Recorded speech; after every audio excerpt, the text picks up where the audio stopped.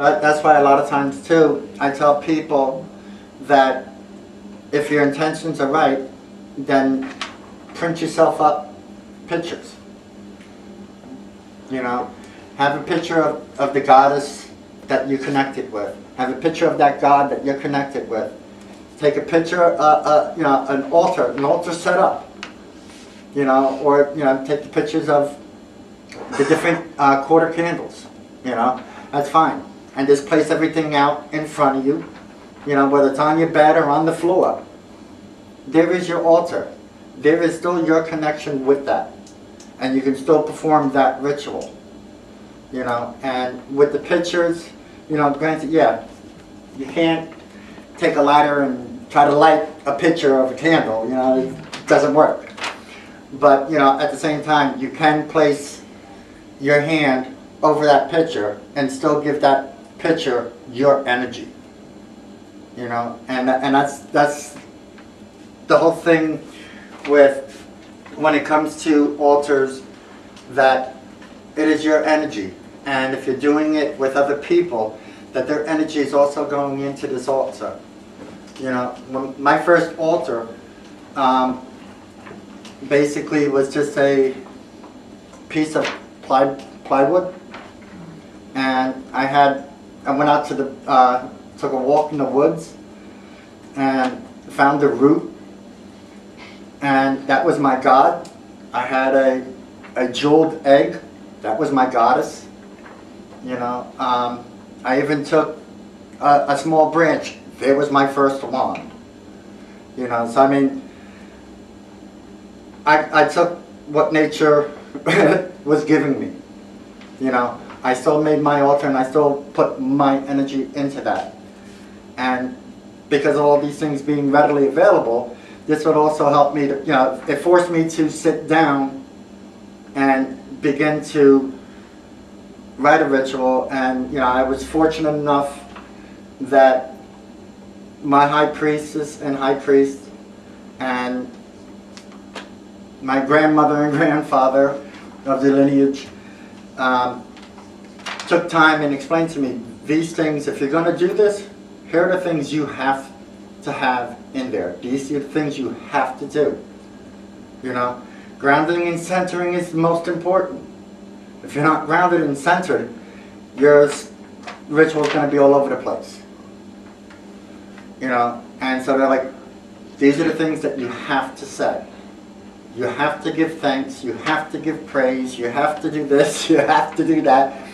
And to somebody new in this, it was like my mind was just racing and I didn't know what the heck I was doing, and the first 3 rituals that I did all failed.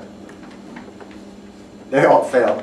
You know, so it's like, it took about a year before one finally went the way it was supposed to go, and I felt good. And I used to blame everybody else because the ritual didn't go good. But you know, when I had time to stand back and look, I could only blame myself. You know, it was nobody else's fault because I wrote the ritual.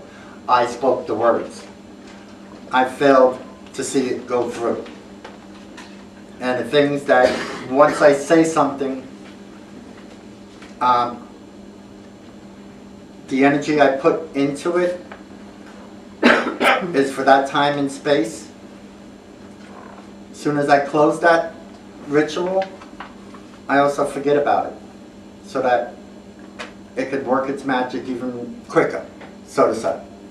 You know, many of us when we do rituals, we tend to keep dwelling on it and thinking about it and wondering, well, is it happening yet? Did it happen yet?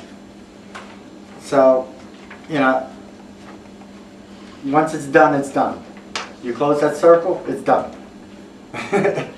You know, but I'm sorry, I'm going off track and I apologize, but it's like just tons of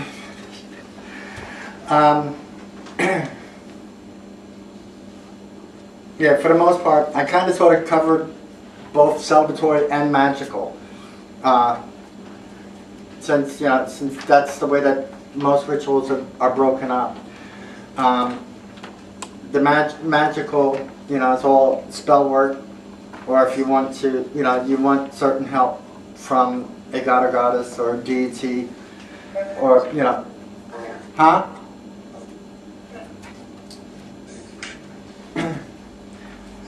Is everybody doing fine upstairs? Yep. Any questions yet? Or did I confuse you ladies up there too? No, ladies like I'm sorry? ladies like to talk. Oh, okay. We're getting an exorcist effect here from it. Yeah. the one side effect of this. Yeah. It's kind of cool. Work with what we got. But yeah, on here I had wrote up basically 7 questions and 7 steps that